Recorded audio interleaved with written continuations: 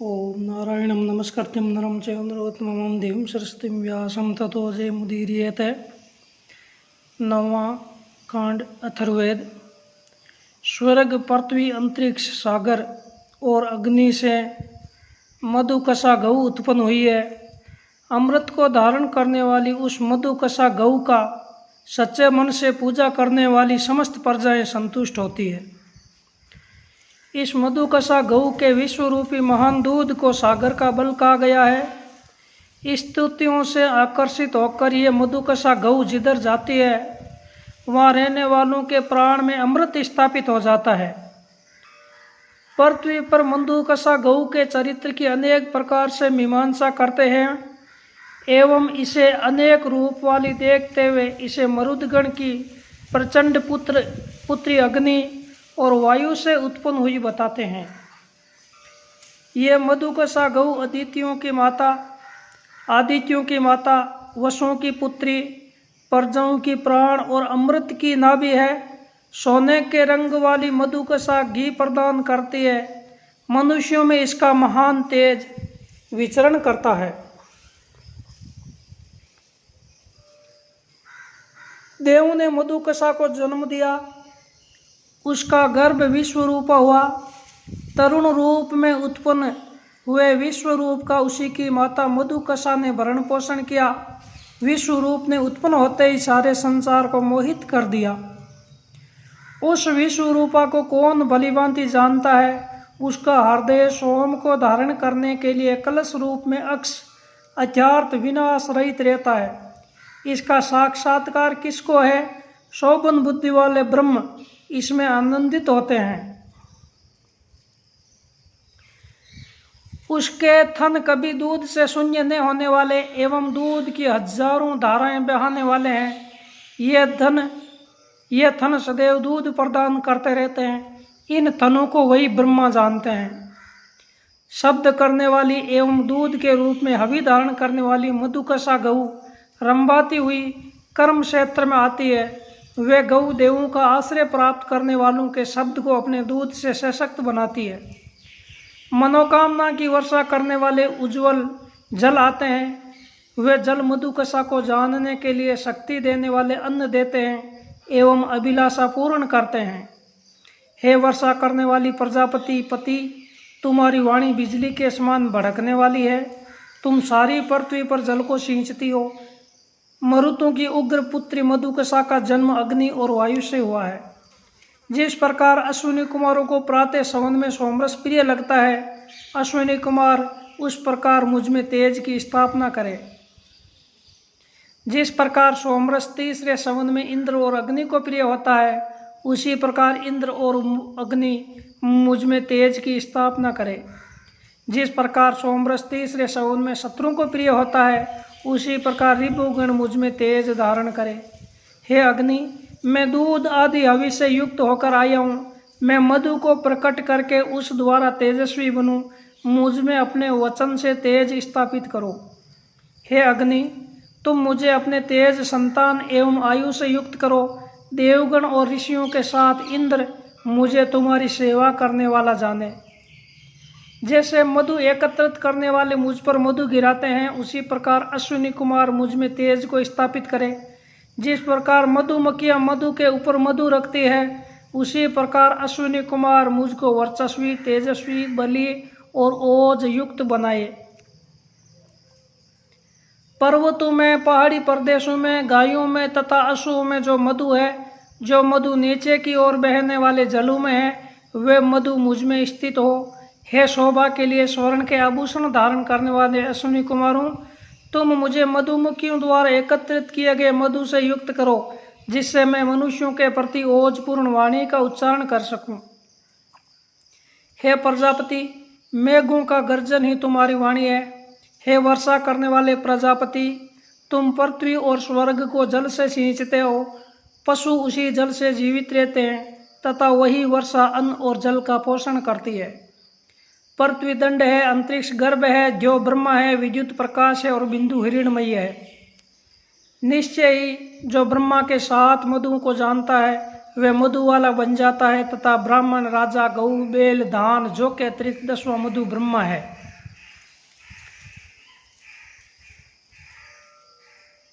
जो इस बात को जानता है वह मधु वाला होता है।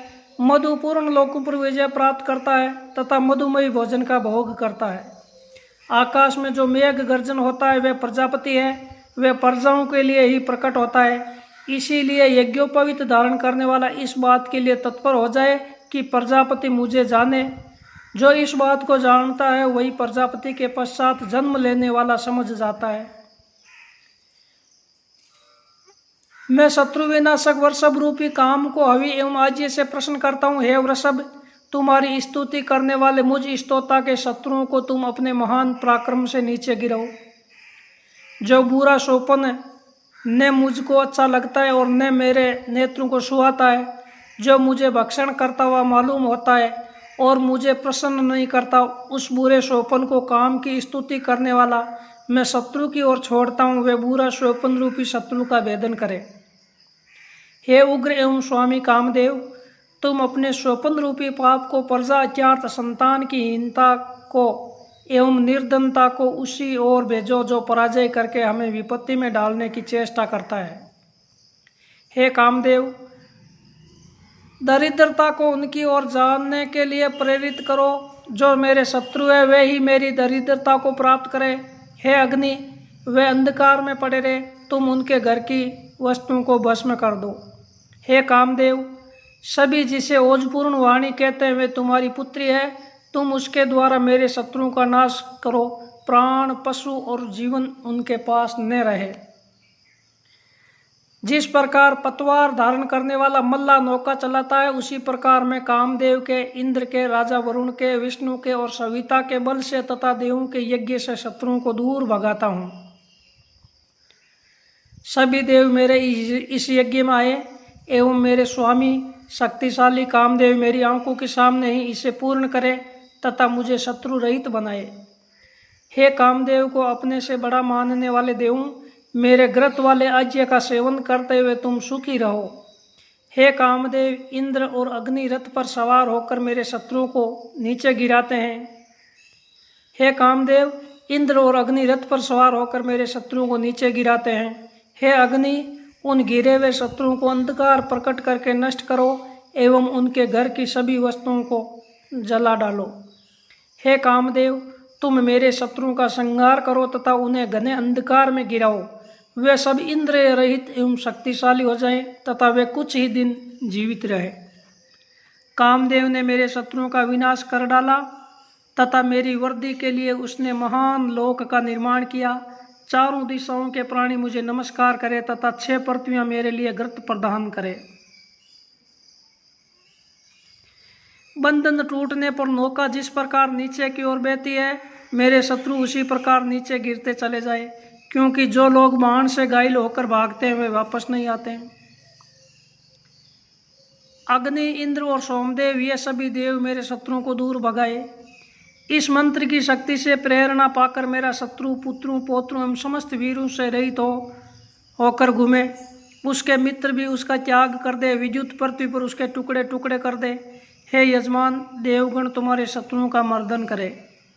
जो बिजली अपने गर्जन से सभी मेघों को पूर्ण करती है, वे नीचे गिरकर अथवा अपने स्थान पर रहकर तथा उदय होते हुए सूर्य अपने शक्तिशालियों के तेज द्वारा मेरे शत्रुओं को नीचे गिराए। हे कामदेव, तुम्हारा जो कल्याणकारी बल तीनों लोकों को पराजित करने वाला है, उसके एवं ब्रह्मा रूपी विस्तृत कवच के द्वारा तुम मेरे शत्रुओं का विनाश करो, उनका जीवन एवं पशु प्राणहीन हो जाए। हे कामदेव, जिस शक्ति के द्वारा इंद्र ने दैत्यों को मृत्यु रूपी भयानक अंधकार में धकेल दिया था और देवों ने जिस शक्ति के द्वारा असुरों को भगा दिया था, तुम उसी शक्ति के द्वारा मेरे शत्रुओं को इस लोक से दूर भगा दो। हे कामदेव, देवों ने जिस प्रकार असुरों को भगाया था तथा इंद्र ने दैत्यों को घोर अंधकार में धकेल कर संताप दिया था, उसी प्रकार तुम मेरे शत्रुओं को इस लोक से दूर भगा दो। कामदेव सर्वप्रथम उत्पन्न हुआ। देव, पितर और मनुष्य कोई भी उसकी समानता नहीं कर सकता। इस कारण तुम सभी से ज्येष्ठ और समस्त विश्व में महान हो। मैं तुम्हारे लिए नमस्कार करता हूँ। हे कामदेव, द्यावा पृथ्वी का जितना विस्तार है, जल और अग्नि जितने विस्तृत है, तुम उनसे कहीं अधिक विस्तृत हो। इसीलिए तुम सभी से ज्येष्ठ हो और समस्त विश्व में व्याप्त हो। मैं तुम्हारे लिए नमस्कार करता हूँ। हे कामदेव, दिशाएं और परदिशाएं जितनी विस्तृत है और स्वर्ग की जितनी दिशाएं बताई गई है, तुम उन सभी से ज्येष्ठ हो और समस्त विश्व में व्याप्त हो। मैं तुमको नमस्कार करता हूँ। हे कामदेव, भृगु, जंतु, कर, वृक्ष एवं सर्प जितने विशाल है, तुम उन सभी से महान हो। तुम सभी में व्यस्त हो। मैं तुमको नमस्कार करता हूँ। हे कामदेव, हे मन्यु, पलक झपकाने वाले एवं स्थित रहने वाले प्राणियों तथा समुद्र से भी तुम महान हो। तुम सारे विश्व में व्याप्त हो। मैं तुमको नमस्कार करता हूँ। अग्नि, सूर्य, चंद्रमा और वायु कामदेव की समानता नहीं कर पाते। इस कारण हे कामदेव, तुम सबसे ज्येष्ठ एवं समस्त विश्व में व्याप्त हो। मैं तुमको नमस्कार करता हूँ। हे कामदेव, तुम्हारे जो कल्याणकारी एवं भद्र शरीर है, उनके द्वारा तुम जिनका वर्ण करते हो वही सत्य है। उन्हीं के द्वारा तुम हमारे शरीर में प्रवेश करो। तुम अपनी पाप बुद्धियों को हमसे दूर रखो तथा उन्हें शत्रु में प्रविष्ट करो। उपमिता, प्रतिमिता और परमिता जो शालाएं हैं, उनमें से किसी भी शाला को खोलते हुए हम सब के लिए वर्ण करने योग्य शाला के द्वार खोलते हैं। हे वर्ण करने योग्य शाला, तुम में जो बंधन है, जो पास है और जो गांठें हैं, उन्हें बृहस्पति के समान शक्तिशाली में अपने मंत्र से बल से खोलता हूँ। हे शाला बनाने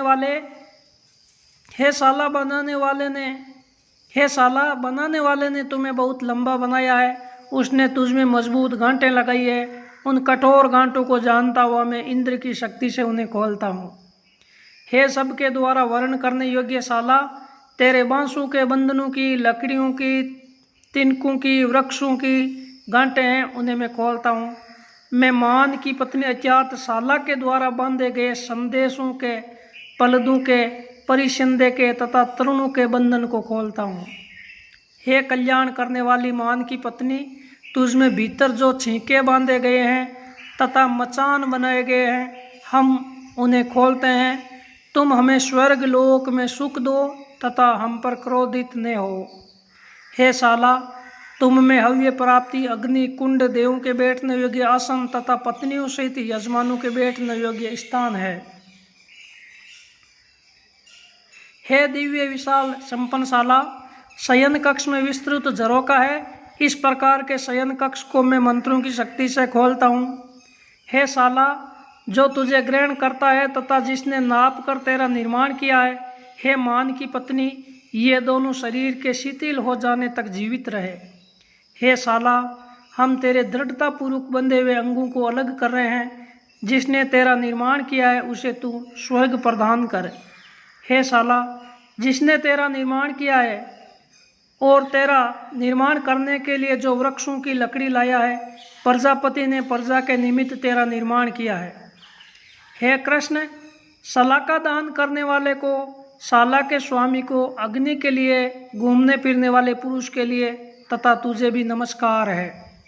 शाला में जन्म लेने वाली गायों और घोड़ों को नमस्कार है। हे वीजापति और प्रजावती, हम तेरे बंधनों को खोलते हैं। हे वीजावती और प्रजावती, तुम अग्नि को, पुरुषों को और पशुओं को अपने में छिपा लेती हो। हम तुम्हारे फंदों को खोलते हैं। द्यौ और पृथ्वी के मध्य जो विस्तृत आकाश है, उसके द्वारा हम तेरी इस शाला को ग्रहण करते हैं। अंतरिक्ष और पृथ्वी की जो रचना शक्ति है, वे तेरे उदर में स्थित है। हे शाला, तू शक्तिशालिनी एवं दुग्ध से पूर्ण है। तुझे पृथ्वी पर नाप तोल कर बनाया गया है। तू सभी प्रकार का अन्न धारण करती है। जो तुझे ग्रहण करते हैं तो उनका विनाश मत कर। घास फूस से ढकी हुई इत्यादि चटाइयों को धारण करती हुई शाला जगत के प्राणियों को रात्रि के समान विश्राम देने वाली है। हे शाला, तू हथीनी के पैरों के चिन्हों के समान पृथ्वी पर स्थित है। हे शाला, मैं व्यतीत हुए संवत्सर के समान तेरे बंधनों को खोलकर अलग करता हूँ। तुझे वरुण ने खोला है, आदित्य तेरा उद्घाटन करते हैं। ब्रह्मा ने इस शाला का निर्माण किया है और विद्वानों ने इस निर्माण की नाप तोल में सहायता की है। सोमरस पीने के स्थान पर बैठे हुए इंद्र और अग्निदेव इस शाला की रक्षा करें।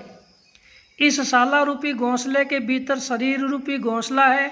कोष में कोष सुसज्जित है। तात्पर्य यह है कि यह शाला कोष के समान है और इसमें रहने वाला शरीर भी कोष के समान है। मरण धर्मा मनुष्य इसी में जन्म लेता है। सारे संसार की उत्पत्ति इसी प्रकार होती है। जो शाला 2 कक्षों, 4 कक्षों, 6 कक्षों, 8 कक्षों और 10 कक्षों वाली बनाई जाती है, मैं उस शाला में इस प्रकार सोता हूँ जिस प्रकार गर्भ में जठराग्नि विद्यमान रहती है। हे शाला, मैं हिंसा रहित होकर तुझ में प्रवेश करता हूँ। तेरा मुख यदि पश्चिम की ओर है तो मैं पूर्वाभिमुख होकर तुझ में प्रवेश करता हूँ। ब्रह्मा से उत्पन्न होने वाले अग्नि और जल भी मेरे साथ तुझ में प्रवेश करते हैं। यक्ष्मा रोग से रहित मैं यक्ष्मा रोग का विनाश करने वाले जलों को भरता हूँ तथा अमृतमयी अग्नि लेकर घर में प्रवेश करता हूँ। हे शाला, अपने पास को हमारी ओर मत फेंक। गुरु भार वाली तू मेरे लिए कम भार वाली प्रतीत हो। हम वधू के समान तेरा श्रृंगार करते एवं तुझे सामग्री से भरते हैं। शाला की पूर्व दिशा को नमस्कार है। स्वाहा के योग्य इन महान देवों के लिए आहुति शुभ हो। शाला की दक्षिण दिशा को नमस्कार है। स्वाहा के योग्य इन महान देवों के लिए आहुति शुभ हो। शाला की पश्चिम दिशा को नमस्कार है। स्वाहा के योग्य इन महान देवों के लिए आहुति शुभ हो। शाला की उत्तर दिशा को नमस्कार है। स्वाहा के योग्य इन महान देवों के लिए आहुति शुभ हो। शाला के नीचे की दिशाओं को नमस्कार है। स्वाहा के योग्य इन महान देवों के लिए आहुति शुभ हो। शाला की ऊपर की दिशा को नमस्कार है। स्वाहा के योग्य इन महान देवों के लिए आहुति शुभ हो। शाला की प्रत्येक दिशा को नमस्कार है। स्वाहा के योग्य इन महान देवों के लिए आहुति शुभ हो।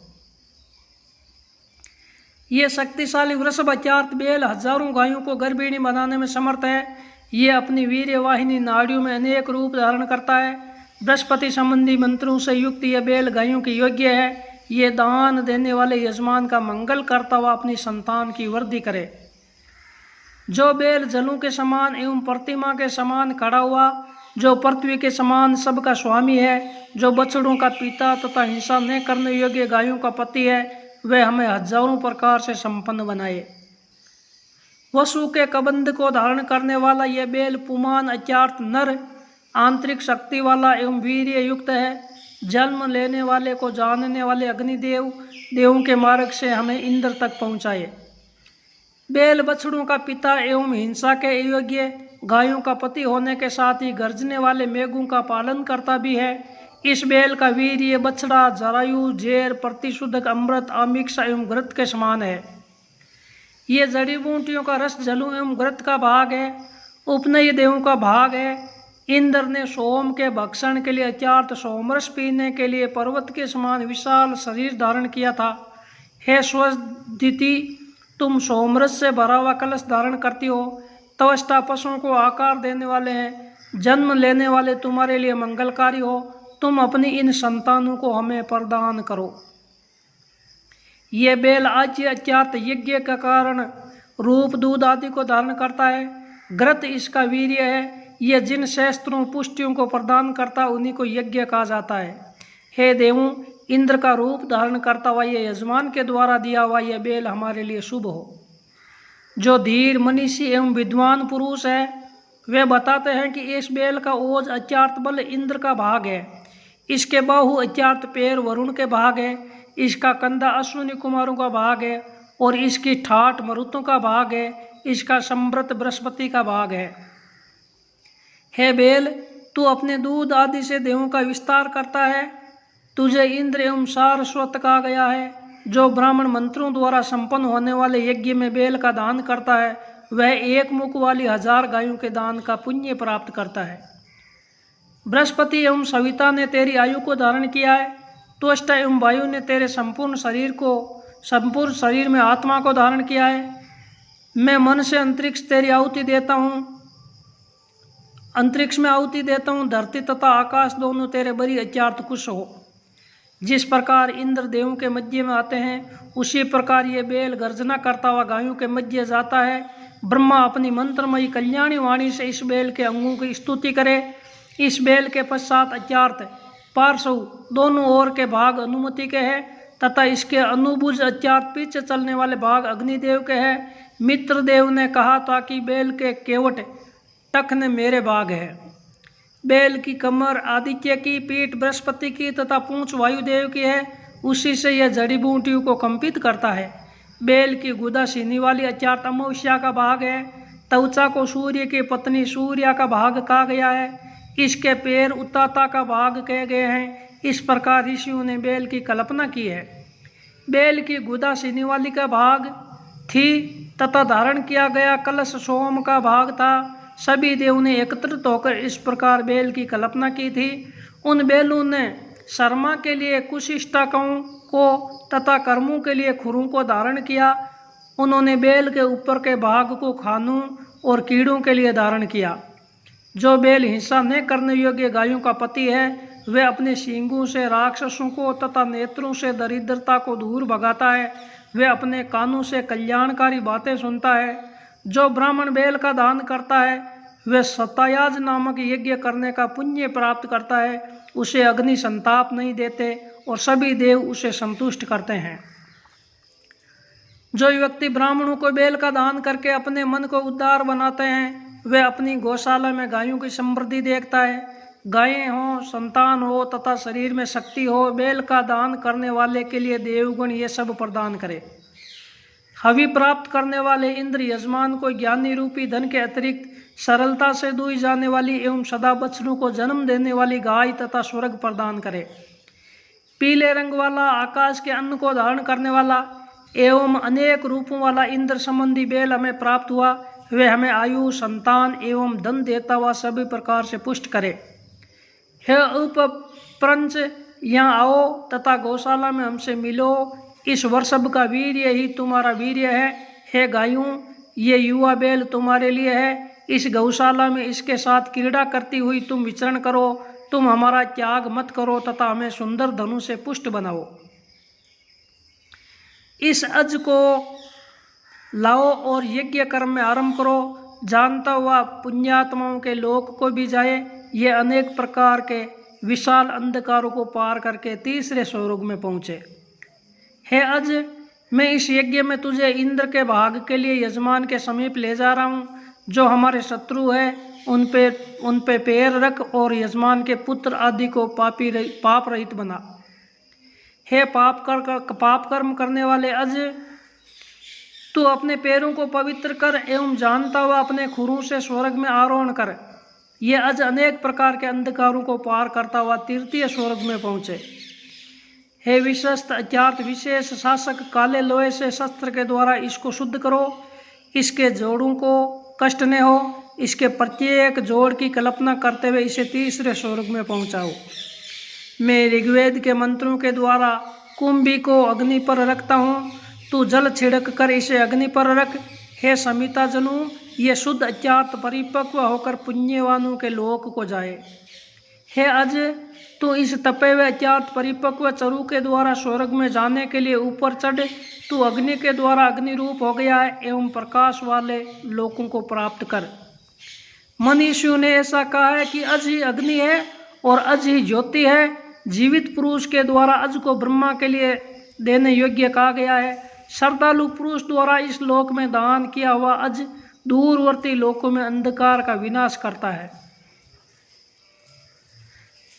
पंचोदन अज्ञात 5 प्रकार के भातों के 5 कर्म दिए जाएं।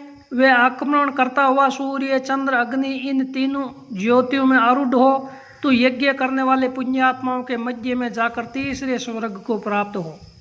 हे अज, तू ऐसे पुण्यात्माओं के लोक में आरोहण कर जहाँ सर्व अत्यार्थ हिंसक बाघ नहीं जा सकता और जहाँ समस्त दुर्लभ पदार्थ उपलब्ध है। ब्रह्मा के निमित्त दिया जाने वाला पंचोदन दाता को तृप्ति प्रदान करता है। ये अज देने वालों को तीसरे स्वर्ग में और 3 पृष्ठों वाले स्वर्ग में पहुंचाता है। ब्रह्मा के निमित्त दिया हुआ पंचोदन यजमान को इच्छा अनुसार दूध देने वाली एवं अनेक रूप वाली धेनु बन जाता है। हे पितरों, जो ब्रह्मा के निमित्त तृतीय पंचोदन के रूप में अज का दान करता है, श्रद्धालु के द्वारा इस लोक में दिया हुआ यह अज दूरवर्ती लोक में विस्तृत अंधकार का विनाश करता है। यज्ञ करने वाले पुण्यात्माओं के लोक में जाने की इच्छा करने वाला जो यजमान ब्रह्मा के लिए अज का दान करता है वह मंगल में स्थान प्राप्त करता है एवं स्वर्ग को जीतता है। ये ज्ञानी एवं विद्वान अज ब्राह्मण की अग्नि से प्रकट हुआ है। देवगण इसके कारण इष्ट पूर्त एवं वसट कर्मा की ऋतु के अनुसार कल्पना करे।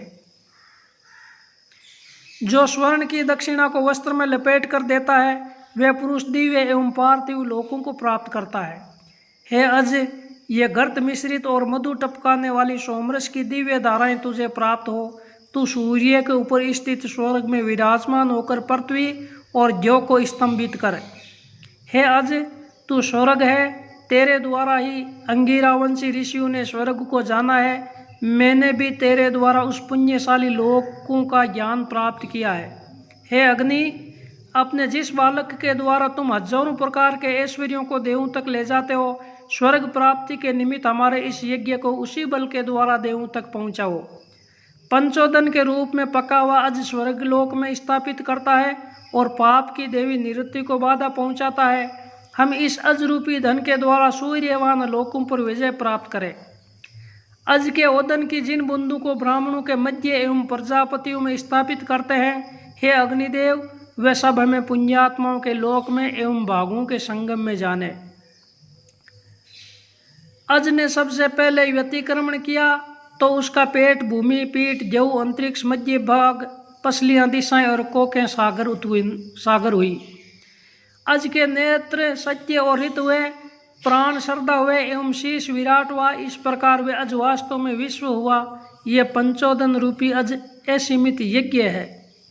जो यजमान दक्षिणा से प्रकाशित अज को पंचोदन के रूप में देता है वह यज्ञ के असीमित फल को प्राप्त करता है तथा अपरिमित लोकों का उद्घाटन करता है।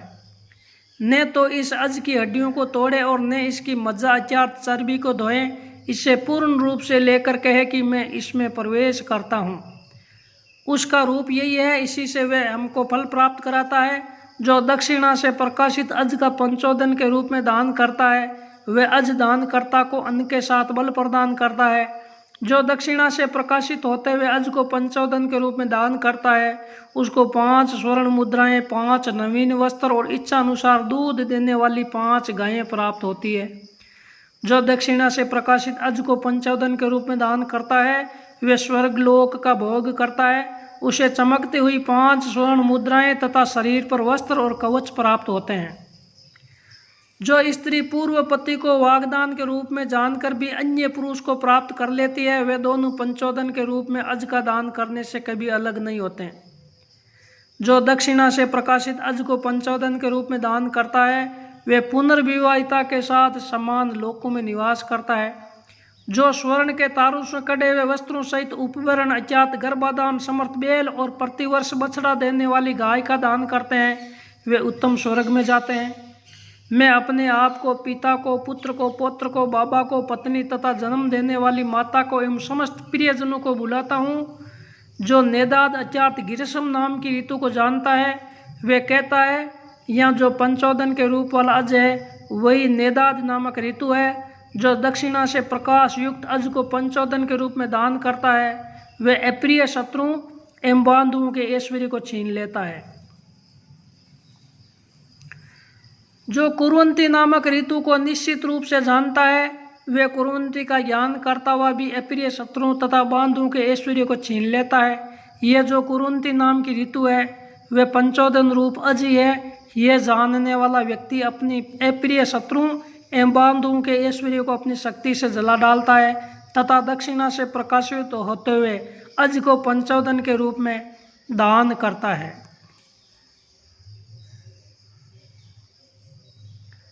जो संयंती नामक ऋतु को निश्चित रूप से जानता है वह समझता है कि पंचोदन रूप अज है वही संयंती नाम की ऋतु है। जो दक्षिणा से प्रकाशित अज को पंचोदन के रूप में दान करता है वह अपने अप्रिय वस्तुओं तथा बांधों के ऐश्वर्य को अपने बल से जला देता है। जो पिनवंती नाम की ऋतु को जानता है वह पिनवंती को जानता हुआ ही अप्रिय शत्रुओं एवं बांधों के ऐश्वर्य को ग्रहण करता है। यह जो पंचोदन रूप अज है यही पिनवंती नाम की ऋतु है। जो पुरुष दक्षिणा से प्रकाशित अज को पंचोदन के रूप में देता है वे अपने अप्रिय शत्रुओं एवं बांधवों के ऐश्वर्य को अपनी शक्ति से जला देता है। जो उद्यंती नाम की ऋतु को जानता है वह अपने अप्रिय शत्रुओं को और बांधवों की संपत्ति को ग्रहण करता है। वह समझता है कि यह पंचोदन रूप अज ही उद्यंती नाम की ऋतु है जो दक्षिणा से प्रकाशित अज को पंचोदन के रूप में देता है। वह अपने अप्रिय शत्रु एवं बांधवों के ऐश्वर्य को अपने तेज से जला डालता है। जो अभिवंती नाम की ऋतु को जानता है वह अभिवंती ऋतु को जानता हुआ ही अपने अप्रिय शत्रुओं एवं बांधवों के ऐश्वर्य को छीन लेता है। यह अभिभूत नाम की ऋतु ही पंचोदन रूप अज है जो दक्षिणा से प्रकाशित पंचोदन रूप अज का दान करता है। वह अपने अप्रिय वस्तुओं शत्रुओं और बांधवों ऐश्वर्यों को अपने तेज से जला देता है। पंचोदन रूप अज को पकाओ, अंतर्दिशाओं के सहित दिशाएं एकमत होकर अंतर्दशों सहित उसे ग्रहण करे। सभी दिशाएं मेरे यज्ञ की रक्षा करें, उनके लिए मैं ये हवि देता हूँ। जो ब्रह्मा को प्रत्यक्ष रूप से जानता है उसकी गांठें ही संभार है तथा ऋचाएं उसका अनुज्ञ है। सामवेद के मंत्र जिसके रोम है और परिस्तरण जिसका हवि है, अथवा जो अतिथियों का स्वामी है और अतिथियों को देखता है वे देव यज्ञ को ही देखता है। अतिथि से जो बोलता है वही दीक्षा है, जल की याचना ही उसको लाना है। जिन्हें यज्ञ में लाया जाता है ये वही जल है। जो तर्पण को लाते हैं वही अग्नि सौम्य तर्पण है। जो यज्ञ में पशु का वध किया जाता है वही वह है। जो टकनों की कल्पना करता है वही मानो हवि धान्य का निर्माण है। जिन्हें उपस्तरण कहते हैं वही कुश है। जो ऊपरी शयन का आहरण करते हैं उसे स्वर्ग लोक का उद्घाटन करते हैं। जो कशिप उपवरण को लाते हैं वे ही यज्ञ की परिधियाँ हैं। जो कशिप उपवरण को लाते हैं वही आज्य है। जो सामने परोसने के लिए खाद्य पदार्थ लाते हैं वही पुरोडास है। भोजन के हेतु जो आमंत्रित किए जाते हैं वही हवि स्वीकार करने के लिए आह्वान है। जो धान और जो निरूपित किए जाते हैं वही वे सोम है। जो उल्लूखल अर्थात ओखली और मूसल है वही पत्थर है। सूप ही पवित्र छन्ना है। भूमि ऋषिजा है और अभिवसनी ही जल है। सूरवा ही दरवी अत्यात करचुली है। शुद्ध करना ही आयन है। द्रोण कलश ही घड़ा है। वायुवे पात्री कृष्ण जिन अत्यात काले मृग का चर्म है। बोलिए श्री वेद भगवान की।